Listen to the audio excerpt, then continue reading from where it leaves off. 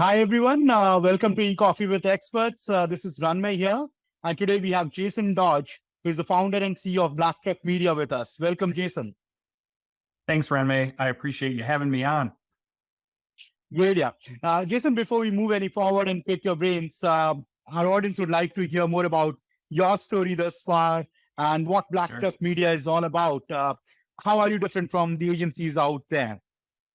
Yeah, absolutely. So I'll give you a little background on BlackTruck. So what BlackTruck does is I always say our claim to fame is we don't build websites, right? We work with brands to improve their visibility online. And we do that through either SEO from an organic search perspective, or we also do it from a paid media perspective also, right? Google Ads, Facebook, Instagram, you name the social platform we're probably playing there. Content is a big part of that. And then everything is really tied together with data analytics. So that's really what we do. In terms of my background, I've been in the search space for going on almost 20 years at this point in time. So cut my teeth. This was even back in my college days when I didn't even realize that what I was doing was a thing and that you could build a career out of it in the digital marketing landscape. The business itself, BlackTruck's been around for 14 years. So 2024, we're going to be celebrating our 15th year, which is a big deal. Certainly from a small business ownership perspective and how it started and how we've grown, that's a big milestone for us. So I'm real proud about that. It is indeed. It is indeed. 15 years is a long time. Since you mentioned that had this passion and it evolved into a business now, can you please tell us more about your journey? What inspired you to start BlackTruck Media? Yeah, it's a fun story. So I definitely mentioned back in my undergrad days, I was doing a lot of different things as it related to web development and search and content. Didn't even realize that it was a thing. Landed my first, I would say, professional gig outside of college and really stumbled into the paid search side. And so really cut my teeth in paid search and PPC back in, man, that must have been like 04, 05, when you could buy a click for half a cent. Right. And anybody who's in it now will laugh the fact that you could actually buy a click for half a cent if you're operating any PPC campaigns today. But really, I would say that I did the usual agency in-house dance where I bounced around for a few years to try and figure out what it was that I wanted to do. I am the probably classic engineering student dropout, went business school route. And so I've always had a technical background, technical mindset, and a passion for how things work and why people do what they do. And really, it was around 2009. I was working at an agency, and unfortunately, I had a paycheck that bounced. And so that was the last straw for me. And I stepped down and started doing my own thing at that time. And originally was just going to be a solopreneur, was going to do it on my own, be a contractor, if you will. And one thing led to another, realized that there's a different way to do this. There's a different way to be approaching this. What's always been done in the SEO space and the unfortunate bad taste sometimes that it leaves in people and businesses and brands. There's a different way to do this to continue to instill trust and to teach people and educate people through the process. And so really that was the launch pad for BlackTruck, and the journey ever since has been good. It's been growing. So. Lovely. Yeah. And like you mentioned, 20 plus years of experience, you have seen enough summers and winters and even a lot of Google algo updates as well, right? So, yeah. What are the strategies that you feel have evolved over the years, and how do you see the industry shaping forward? Yeah. Is this where we talk about AI? Because I think that I've always been in the mindset, and it's really a core value at BlackTruck and a part of our ethos is this idea of don't freak out. The algorithms are always going to change. We all work, if you're in the SEO landscape or you're involved in digital marketing, what you realize is that this, unfortunately, is a very reactive industry. You can be as proactive as you want to and figure out, do we need to turn left when maybe we should have turned right? But ultimately, the algorithm is going to continue to update, whether it's micro updates or major updates, like the one that we've just concluded at the end of August here this year. But ultimately, I say, don't freak out. The algorithms are going to change, and you really have to see where the dust is going to settle before you can make a determination on A, did that impact the brand that you're working on, my website? And B, what are we going to do about it? If anything, do we need to, right? I've also been, I would say, of the side that if you continue to do things that are above the board, white hat, then ultimately you shouldn't have a lot to do from a course correction perspective. Now, obviously, we all want to probably push the envelope from time to time. And that's really where I think things are going to bite you and you're going to get nailed for it. If you look historically over the years, aside from a few of the major updates, like if you look at the course corrections that Google did and the sites that were penalized for it and the reasons why, it might take people a few months, but you take a step back and go, oh, yeah, I can understand why. I can understand why Google penalized them for it, or I can understand why they hit or why the course correction. So again, my whole approach really is don't freak out. They're going to continue to make changes. There's going to be an ebb and a flow to this. And if we're being a good consultant, right, and an advocate for the brands that we work with, and an advocate for search and doing search justice, then don't freak out about it. What's the next thing we're going to work on? Yeah, absolutely. Before you react, you have to understand how much have you been hit, and if at all. And like you mentioned, if you have been on the right path all the way, like white hat SEO and stuff, well, then you have to do those little changes which probably would suit the Google's algo versus turning all day, night up to make it work all again. Yeah, I think to build off of too, like what trends are currently shaping too. If we look at it, especially as a group, I would say we excel really well in on-site and on-page SEO and content. That's really our core strong suit. In that, if you look at all of the updates with what are we up to now? EEAT, our additional acronyms there. Yeah, a lot of that stuff makes sense in terms of the expertise and the experience. And if you had been producing content in that fashion already, or you were a true authoritative source in it, again, that's another one of those. If you look at it over a timeline, you go, that makes sense. Like, why wouldn't you know? If it's better for the user, it's going to be better for search. So one other kind of piece of advice that I give clients of brands we work with as well as team members is ignore the robot for a minute. Ignore the search engine for a minute. Let's just put it over here on the shelf. That's great. Let's really focus on the audience and who we're trying to communicate to and what we're trying to get across to them. Because if we're writing a piece of content, whether it's a blog article or a resource or a case study, or it's a true product page or something like that, if you think that it's helpful for the user to make a buying decision or whatever it is, wherever they're at in their journey, then yes, something about it, put it there. If it's helpful, put it there.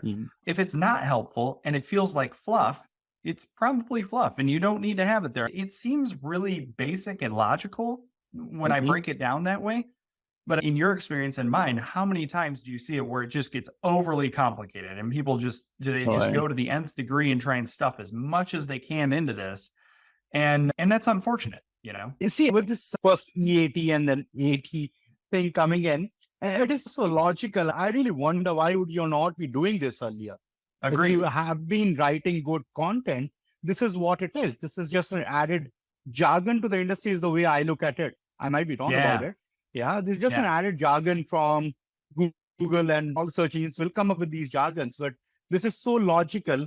And I totally agree with you. Keep that algorithm thought process out when you're writing the content.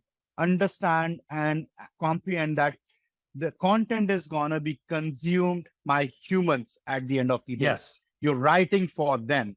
And if you think as someone is going to consume that content, all those algorithm numbers, mathematics, which we all are mad about, are going to fall in place 90%. Just that 10% of tweak is all that you need to do. And all these are jargons. Why would you not have something, content which is not genuine and of high authority? And why would you not build your trust for that particular brand while writing that content? It is so logical. If you have been doing good stuff, it was always there. Yeah. And it really, you and I were chatting offline about it. I would say that if you look at, you're balancing now that, I would say that it's the balance between SEO and user-centered content or user-centered design, call it what you will, because both kind of really play hand in hand. Where you really see a lot of this come out is when you shift between a consumer mindset and a business mindset. And we know there are people that, we only work with consumer brands, or, we work in the B2B space. At the end of the day, you're communicating to humans. Like, that's who we buy from. That's who we communicate with. Like, you invest in a brand because somebody has communicated really well. And we buy into that. But from a search perspective, and I had the opportunity to speak at MozCon this year, and this was really the platform that I was going after or on was search to this day continues to be very consumer focused. And you can do a lot of different searches in different verticals and industry niches and things of that nature. And you'll realize that it's consumer focused. If you see the results, if you see the paid listings, if you see what's coming up in the air quotes top 10, it's all very consumer driven, which means probably those who work in B2B and in SEO have also been thinking about it different. And maybe I might go on the record and say wrong, but we've been thinking about it much differently. We still focus on keyword volumes, but when you start to break down those individual keywords, you'll realize a lot of those don't matter. They don't matter to the core audience and what it is they're trying to solve for. Right. No, absolutely. And like you mentioned, you're buying from a human at the end of the day, and you're selling to a human as well. So both aspects of it, receiving and the other end as well, are human. So it all depends how you're going to look at it. Google is going to operate in its own way and will come up with something or the other every quarter or alternate quarter. But like you mentioned, I am completely on board with that statement of yours. If you are doing white hat SEO, it is again a term, but if you are doing the right thing, and you just do not need to worry about those latest updates whatsoever are they, Yeah, they're going to happen around us. Absolutely. And in fact, if you are doing the way it should be done, at least 20 to 30% of your competition is facing real hard times with that update. So if you're doing it right, you are staying that 1 or 2 steps ahead of your competition any which way. Google is doing that job for you. Yeah, that's a really great perspective. I didn't think about that, but to your exact point, you could take your top 5 competitors for a brand and maybe one of them is following suit and is doing the updates that are necessary, but the other 3 or 4 are not, they're not doing it. Well, now it's you and that next closest brand who are leapfrogging each other. It's not the others now, it's the other dude. Or it's possibly not who you think is your competition either in the search. Absolutely. Based on what that is, right? That's the other common misconception. I think that's that balance of, okay, who are you? We work quite a bit in the B2B space, so I can speak to that the most is, if I were to ask a client or a brand, who do you typically compete with in a bid situation or a job situation? That a lot of times doesn't align with what the SERPs say either. So you really have to look at, okay, who are your competitors? Who are your competitors in search? And how do you balance that? That's a huge, I think, conversation piece that people need to be having. Yeah, absolutely. While we speak with a lot of clients on discovery calls, we ask them to give us, while doing an SEO audit and other stuff, we ask them to give them the top 3 competition, right? And we keep that buffer for ourselves. We say that we'll present top 5, 6 to you because at best, because what you think is your competition might or might not be your competition on the internet space for which you're hiring us. Yes. You might in the shop next door is your competition. On the right, the shop on the left might be your competition. You never know. So let's find that out because that is why you've paid us, right? So give us that leeway, that buffer to find that competition, give you that logic. This is why we think what we think. And then we can drive forward a strategy together to target this competition and probably focus on both sides of it, right? Yeah, I couldn't agree more. You toss a local search component in there and it's completely different, right? I mean, completely different. Yeah, absolutely. No, that's good. Absolutely. So also, Jason, since we are discussing this, I would like to understand your thought on the concept of honest search engine marketing. What sets it apart from other approaches?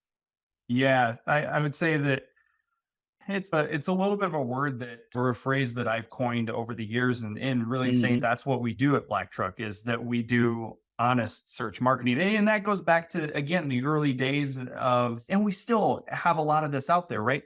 So think about this construct, right? Search is a mature industry at this point in time, right? Google's 20, what's Google, 22 years old, 20, something like that, right? Yeah. So search has been around a long time. It's much more mature than social media marketing, et cetera. But yet still one of the biggest things that plagues us as an industry is people that don't do what they say they're going to do. or there's the black hat tactics that go on that definitely start to get people in trouble. And in my kind of 20 years of experience here, I've seen a lot of that where we'll have a client that we're not their first SEO group that we've worked with. And you really start to peel the layers back and you start to share with them the reasons maybe why they're seeing what they're seeing. And you go through the pain that they've experienced with them and say, yeah, no, we're going to think about this differently. It might be a little bit of a longer road to get there. We're not going to guarantee results because you shouldn't be guaranteeing results in this. You can't. Yeah. And so really to me, doing things honestly is sharing openly with a client, with the brand, what you're doing and the reasons why. That's what they're paying you to do anyways. So why not share it? I'm a firm believer in that of putting your client or your brand, in this case, we're an agency. So putting our clients and the brands in the driver's seat of their data. They own all of that, right? They should own their Google Analytics account, their GA4 account. They should own their Tag Manager account, right? They should own their Google Ads account and their Facebook Ads account, all of that. But I can't tell you still here in 2023 the countless number of times that we'll experience it every single year where, let's say, we take over an account and it's not in our client's name. And or they don't have access to the data. They don't have ownership to the data. They don't and it's really unfortunate. I think it's a sad state of affairs that either people don't know because they're told something different, or they don't know because they're not educated on it. And I guess it's just been our mission and my mission certainly is to make sure that people are educated on that and that it is yours. That is your data that needs to move with you as the brand. And the same thing from an SEO perspective on that side of it is, what are we doing and why? Why does this stuff matter? And let's talk about that. And if you've built that level of trust, that's in my opinion, that just makes you a more valuable individual, right? That's a relationship building. I am giving you the information that you've requested and I'm explaining to you why. That's up to you whether or not you want to go deep and dig into it and whatnot. But that's why you've hired us too. So that's really my approach on it. Brilliant. Yeah. And Jason, you have been named as one of the Grand Rapids 40 under 40 business leaders, right? I love that smile. What leadership principles have guided your journey so far? And how can emerging leaders, we have a lot of entrepreneurs in and around, you must be speaking with a lot of them in the digital marketing industry, outside the industry as well. How can emerging leaders in this particular space, let's put our discussion on digital marketing industry, to develop those qualities and also grow and expand and scale up? Yeah, no, it's a really, and I appreciate the recognition on that. The 40 under 40 was a few years ago, and it's still one of those things that is coveted by me. Recently, BlackTruck was named a 50 company to watch in the state of Michigan, which is another big achievement for us, which means from a growth and retention perspective, we've done an excellent job of that. So I'm very proud of that. But I would say too, my journey and path to get where we are today too, is I've always said that I'm a work in progress, but you have to learn to lead. Like that's just, you can read all the business books you want about. Some people are just natural leaders. I really do believe that you have to learn to lead. You learned that somewhere, whether it was individuals who were early on in your life or later on in life or through life's journey. Like you learn to lead from somewhere, a job experience, a sports, whatever you're into. So for me, I'm continuing to learn to lead and continuing to make sure that our people have the tools, the technology that they need, and the experience and expertise to be good at their jobs and then get out of their way. That's what I should be doing. So what I try to do is there's a couple different principles that I really abide by. And one of them is leading with empathy, right? So lead with empathy and understand that people don't live to work. Most people have a life outside of work, hopefully. Absolutely. And so you really work to live, right? You work to sustain your life, your lifestyle, or whatever it is that you want to do. You need to make sure that you're communicating that out with your team, no matter the size of your team. It could be you and one employee. It could be you and a contractor. It could be you and 10 people, 50 people. I think that the world needs more of that. Certainly coming out of the pandemic, hopefully people have really taken a hold of that. The other side too, that I really to say is that people need to be, I guess, not so much accountable, but really, I can't read their mind. So you really, from an employee-employer relationship, like you have to be an advocate. And that's Yeah. one of the things that we talk about, even in our hiring processes, is you really lead with advocacy. If there's something I need, I'm going to ask my team. And that's that natural leadership role. Like, hey, I need this. Here's the thing I need. Here's the reason why. But I also ask the same of our team. We have a smaller team. A lot of people are wearing different hats. We got a lot of moving parts. But I don't know if you need something if you don't bring it up. And I always say, too, we're all adults here, right? You have to be an advocate for the things that you need and want. And if there's a direction you want to go and you want to grow, let's talk about it. Let's have a conversation. And I think those are really two good principles that I think emerging leaders and even older leaders, truthfully, can be rethinking the way in which they lead. Brilliant. Yeah, lovely. It was lovely speaking with you and understanding Likewise. your thought processes. But before we let you go, I want to play a quick rapid fire with you. I hope you're game for it. Okay. All right, let's go. All right. Favorite sport? My favorite sport, downhill skiing. All right. What was your last Google search? What was my last Google search? I'm a system. If you no, I'm a garage guy. So I like to tinker in the garage, and I wanted to come up with a DIY way to store funnels. So that's literally what it was. It's probably on my other screen right now. Yeah. All right. All right. And where do we find you on Friday evenings post work? Oh man, Friday evenings. You know what? It depends on the Friday. But usually after work, Fridays, a lot of times is spent with family. We have 2 small kids. So we just like to unwind as a family. Sometimes that might be a movie night and hanging out. Other times it might be even after that, after kids go to bed and stuff, I might catch a little time in my garage or watching a movie or watching TV. So just hanging out. Great. Family time. Yeah. That is what it is. Absolutely. And all right, let's say if we were to make a movie on you, what genre would it be? Oh man, what genre would it be? And I'm terrible. And everybody on my team will laugh at this because I'm the worst guy to talk about probably TV and movies that are probably mainstream. So it probably would be a documentary, truthfully. It wouldn't be a documentary or some sort of drama, I'm sure. It would definitely not be sci-fi or anything like that. It would probably be some more of a educational, right? If you look at the books I read, I don't read for fun. I read for education.